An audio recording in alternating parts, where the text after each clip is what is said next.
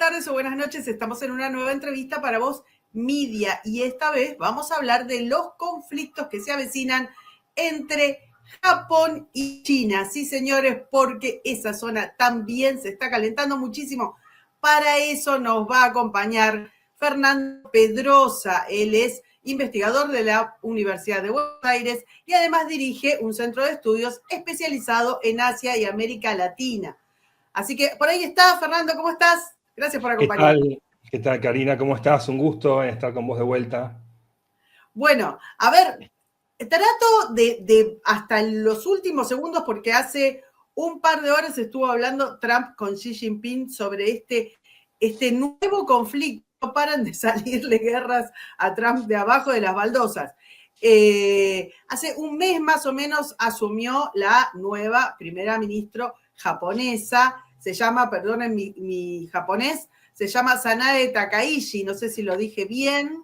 Sí. Es la primera mujer en tener ese cargo y enfrenta una ofensiva diplomática china. Ahora vos nos vas a contar, pero ella se alineó en un momento con Taiwán. De hecho, puso a su país a disposición de la defensa de Taiwán en la arremetida permanente que hace Beijing contra digamos, su eterno competidor, que es Taiwán. Y eso le supuso una serie de medidas.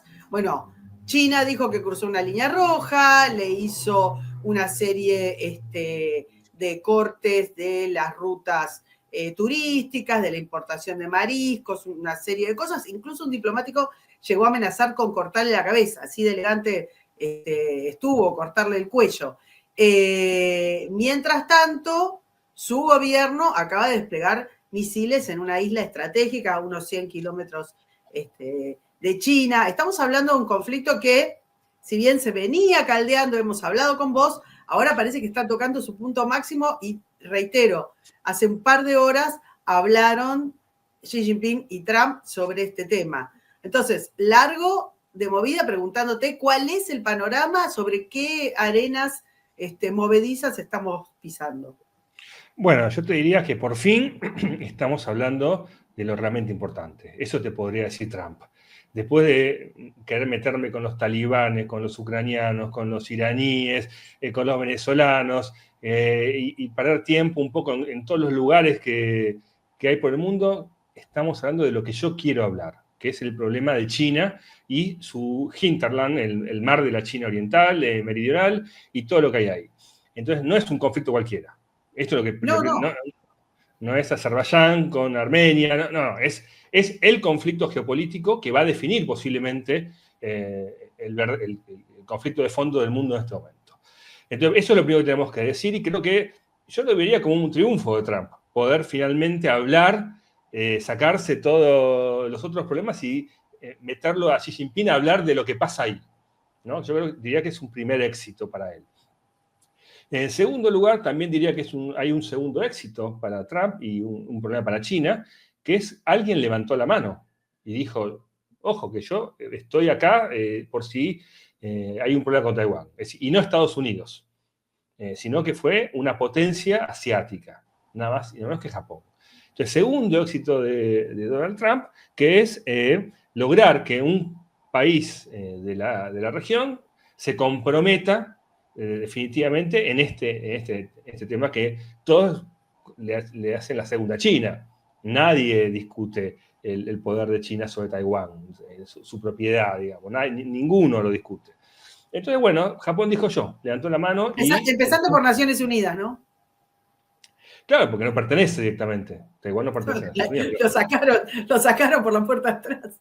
Bueno, pero eso fue Estados Unidos, quiero decir también, ¿no? Así que el famoso acuerdo con Nixon y Mao. Pero bueno, que también es un precedente, quiero decir, ya Estados Unidos una vez lo entregó a Taiwán. Y está ahí. Digamos que en el Parlamento japonés, que es un sistema parlamentario, le hacen una pregunta a ella. ¿En qué medida un conflicto de China, digamos, rodeando, bloqueando Taiwán, sería una amenaza para la existencia japonesa? Esa es la pregunta que le hacen. No es una pregunta inocente, ¿Por qué le hacen esa pregunta? Porque después de 1945, después de la Segunda Guerra Mundial, Japón no tiene ejército y tiene prohibido declarar la guerra. Lo que Japón puede hacer es defenderse. Tiene fuerzas de autodefensa, que son muy poderosas, que tienen un gasto militar enorme, pero son fuerzas de autodefensa. No puede declarar la guerra como parte de un conflicto internacional. Entonces, si el conflicto de Taiwán es un conflicto que amenaza su existencia, ella, digamos, está diciendo, yo puedo intervenir militarmente porque la Constitución me lo permitiría en este caso. Entonces, ella ahí da como una reinterpretación del famoso artículo 9 que prohíbe a Japón involucrarse en estos problemas para decir yo en Taiwán puedo involucrarme. Entonces, este yo creo que el giro... Abrió las puertas del infierno con esto, digamos. Totalmente. Vos recordás que Shinzo Abe tenía en su programa político la reforma de la Constitución y el famoso artículo 9, no lo logró por problemas políticos, porque se debilitó, la política japonesa entró en un cono de corrupción, de ilegitimidad, etc. Y el partido de Takaichi viene de perder 3 elecciones, la regional de Japón por paliza, y después no es que las perdió, pero tenía mayoría absoluta en las 2 cámaras. Y ahora perdió la mayoría absoluta en ambas cámaras y se ve la necesidad de negociar. ¿Quién es el socio histórico del Partido Liberal Democrático de Takaichi? Un partido que viene de un movimiento budista pacifista, que se opone a la reforma del artículo 9. Por eso cuando Takaichi gana la interna de ellos, se rompe la coalición oficial de tantos años y obliga a Takaichi a gobernar con un partido chiquitito de una región, creo que es de Osaka, un partido provincial le llamaríamos. Entonces, con lo cual, con toda la inestabilidad que tiene eso para su gobierno.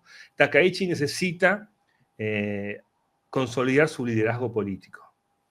Y la pelea con China, dice el Washington Post, la subió al 70% de imagen positiva frente a los japoneses. Entonces, me parece que hay Se publicaron encuestas que está mejor posicionada, pero que hacía siglos que no había un primer ministro con tan buena imagen, ¿no? Porque además, como suele ocurrir cuando estos partidos de derecha se vuelven, como te gusta decir a vos, de derechita, y se modera y se vuelven y empiezan a hablar de otras cosas, lo que ocurre es que sus votantes se van a otras opciones que empiezan a manejar programas más duros. En este caso, Sansei-to, que vendría a ser como el fantasma de ultraderecha de Japón, empiezan a surgir partidos a la derecha del oficialismo. Entonces ella también tiene que cortar esa sangría de votos hacia otras opciones de derecha.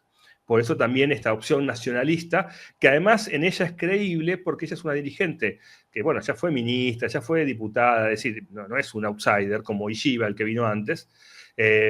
Ella tenía una tradición de políticas nacionalistas japonesas, de ir a un lugar que es un clásico del imperio japonés, a rendir culto a las víctimas de la guerra, a negar los crímenes de guerra que Japón mantuvo con Corea del Sur y con China mismo.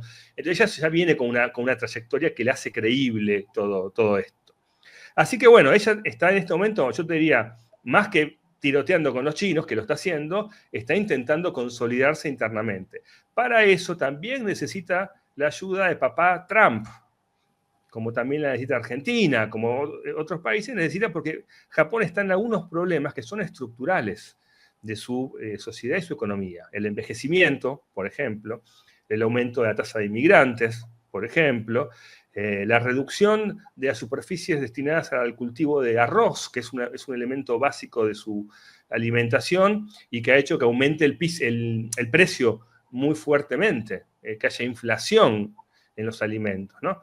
Entonces, después de muchos años de políticas japonesas de desestimular el cultivo del arroz para bajar la cantidad de productividad y subirle el precio, básicamente, lo que se encuentran es que ahora por diferentes circunstancias climáticas o porque los hijos de los cultivadores no quieren cultivar y por lo que sea, se reduce su producción, ¿no? Entonces es un problema grave también qué hacer con el arroz, qué hacer con los migrantes, qué hacer con la inflación, qué hacer con la corrupción.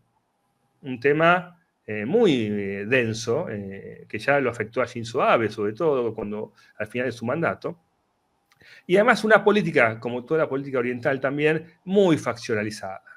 internas e internas y conspiraciones y grupos dentro de los mismos partidos, ¿no? Entonces, bueno, todo esto hace que la política japonesa no sea un camino, un lecho de rosas para Takaichi, sino que sea una apuesta muy complicada donde necesita sumar prestigio interno y el apoyo de Trump, que ya por lo menos le va, por ejemplo, el tema de aranceles, le bajó a 10% los aranceles a Japón, con lo cual cerraron ahí un acuerdo razonable para ellos, ¿no? Entonces, bueno, esa es la situación. Trump intentó hacerlo primero en Corea del Sur.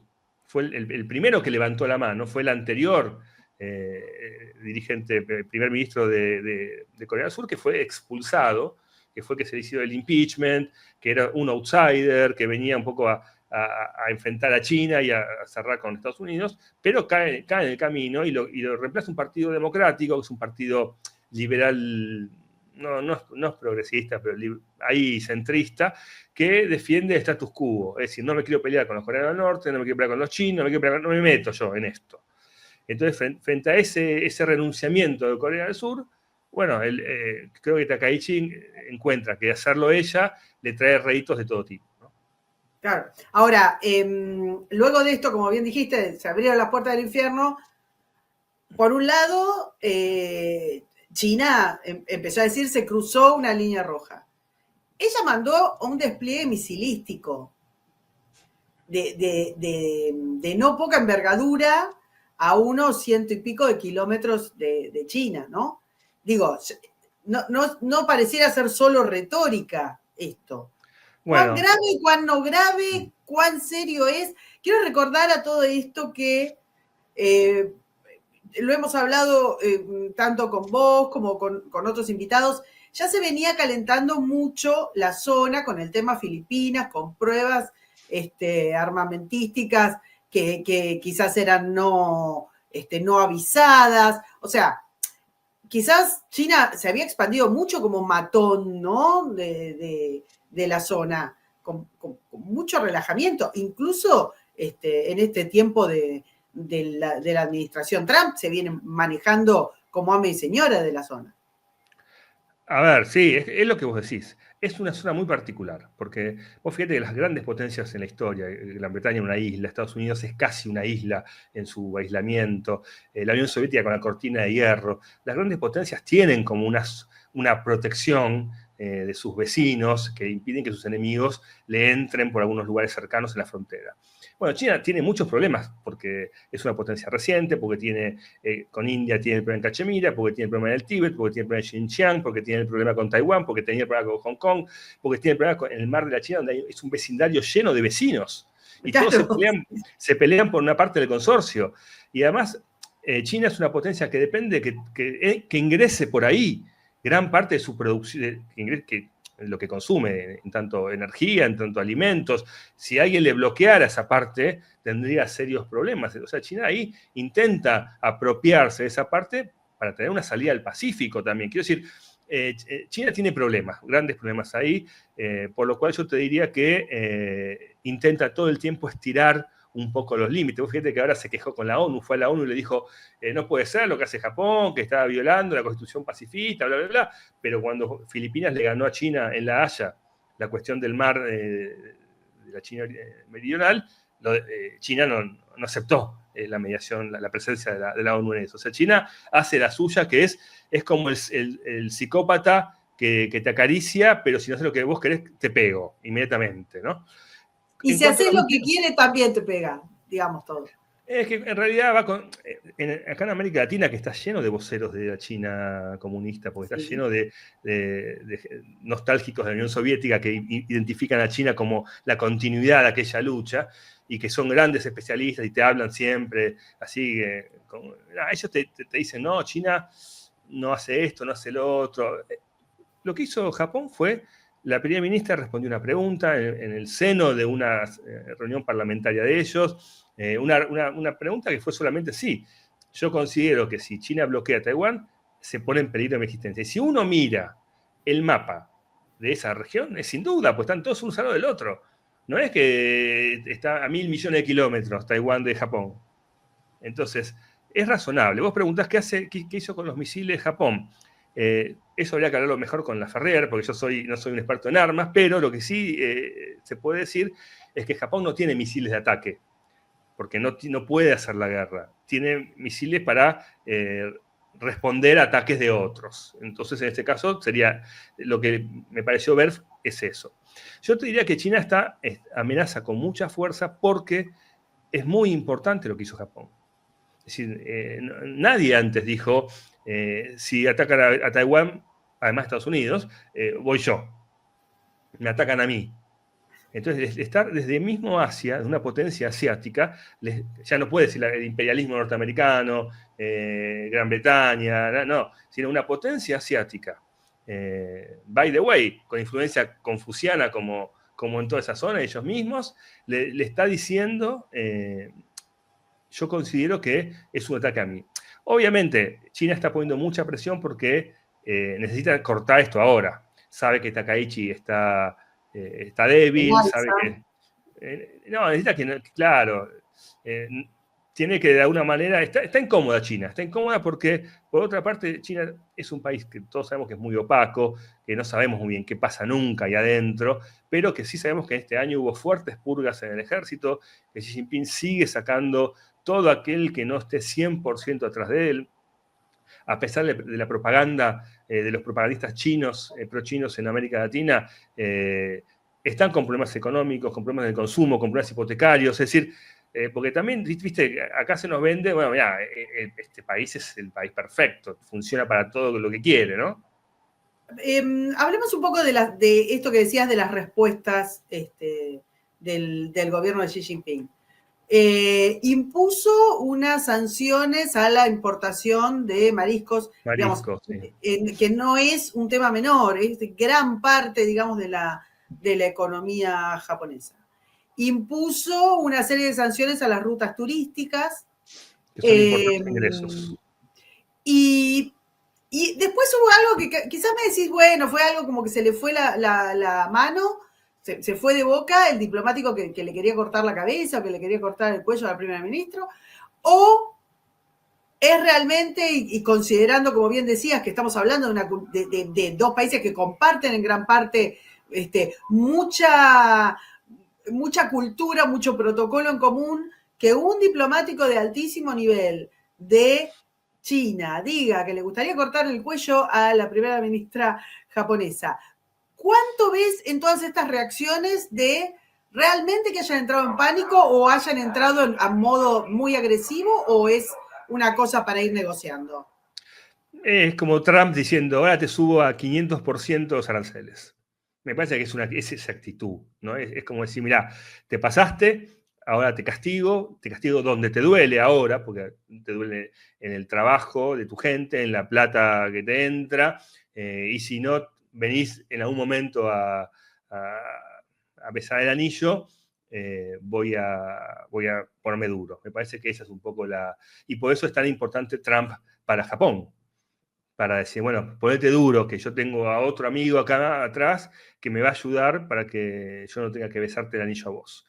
Entonces me parece que ahí está la importancia también de la alianza japonesa-norteamericana, ¿no? Y que además también, bueno, hoy leí la noticia que Indonesia bajó un par de barcos, 30 barcos pesqueros chinos, Filipinas también está, y Vietnam, en situación a veces de enfrentamientos directos con muertos.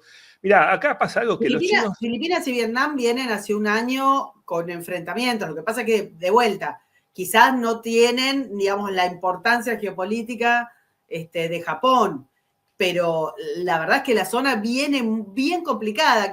También hay una cosa que es que tenemos tantos conflictos tan mediáticos, digamos, tan expuestos al debate periodístico y como es el caso del Medio Oriente, el caso europeo, el caso del Caribe, que quizás esto, digamos, se fue disimulando, pero llevamos un año de altísimos enfrentamientos con Filipinas, digamos, es serio todo esto, ¿no? Como ahora, por el otro lado, también estuvo hablando Trump con Xi, y Xi Jinping le dijo, bueno, no es negociable, o sea, nosotros tenemos fecha para anexarnos Taiwán. Totalmente. Sí, en ese punto yo creo que, bueno, Trump mantiene un diálogo desde antes también. Xi Jinping quiere dejar como legado de su paso por este plano de la vida la unificación de China. Efectivamente, tiene todas las condiciones geográficas para hacerlo, porque, bueno, meterse en ese lugar que ya está ahí, ¿viste? Es difícil. China no se puede meter en el Caribe, le cuesta mucho, sí, podría, pero es todo un proceso meterse en el Caribe, ¿no? Queda lejos, básicamente. Entonces, bueno, me parece que ahí esto le eleva el costo allí. Es decir, allí le molesta porque le eleva el costo de lo que piense hacer. Ahora ya tiene que pensar, ya se metió Trump a hablar de esto, que Trump en la reunión anterior no habló del tema Taiwán. No tocó el tema Taiwán, porque no había forma de sacar, él no lo podía sacar el tema Taiwán, porque Estados Unidos no reconoce a Taiwán, él no podía sacar el tema, pero el tema salió ahora, ¿no? Se lo metió Japón por la ventana a China, creo que esto le molesta mucho a China, porque es el tema, es el Voldemort de los temas geopolíticos que no se puede nombrar, ¿no? Entonces, me parece que ahí Xi está molesto por eso. Creo que no va a ser a muy corto plazo este problema, ¿no? Digamos, no creo que sea este año ni el que viene el intento chino por recuperar Taiwán, pero me parece que hay que empezar a mirar un poco qué va a pasar en Japón, qué va a pasar con este liderazgo de Takaichi. Me parece que también hay que empezar a mirar qué va a pasar con Corea del Sur, si se va a seguir en plan díscolo. Vos pensás que los países de ASEAN, los países de Vietnam, Filipinas y compañía, vos decías, bueno, sí, se viene enfrentándose un año, se viene enfrentándose más, es un año, y sobre todo con India en Cachemira, donde hay muertos también.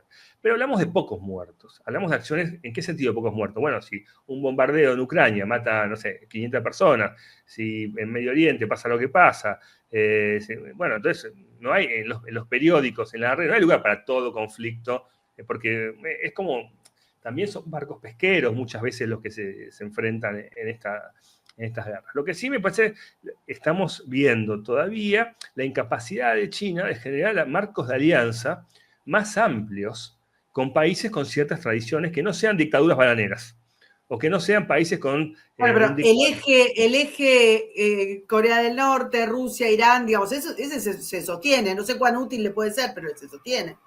Sí, pero estamos hablando de la zona de Asia Oriental, el sudeste asiático, Asia Pacífico. Estamos hablando de ahí, ¿no? Si Estados Unidos, ¿qué consiguió? Bueno, consiguió por lo menos que Japón levante la mano, diga, yo estoy acá.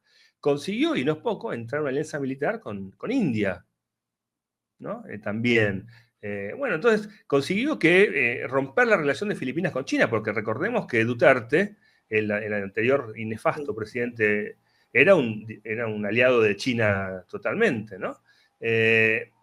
Consigue que Vietnam, que tiene un partido comunista a cargo de ese país, y que es Vietnam, quiero decir, para Estados Unidos, ¿no? Consigue que también tenga una posición con China. Nadie está siguiendo a China, digamos, Estados Unidos en general es un país que dice voy a invadir Marte, y siempre hay 10, 15 países que dicen yo voy con vos porque siempre fui con vos. Y China dice, mira, y bueno, ¿quién va a ir? Camboya porque tiene un dictador, algún país africano, es decir, las dictaduras, porque, bueno, China está también en algunos problemas, ¿no? Me parece, no solo de su economía, de su sociedad, sino también de su marco de alianza en el mundo, que es muy lindo en términos ideológicos, muchos intelectuales, artistas también de China, pero a la hora de los bifes, todos ya sabemos que es más difícil arrastrar países a conflictos donde no tienen nada que ganar y sin mucho que perder.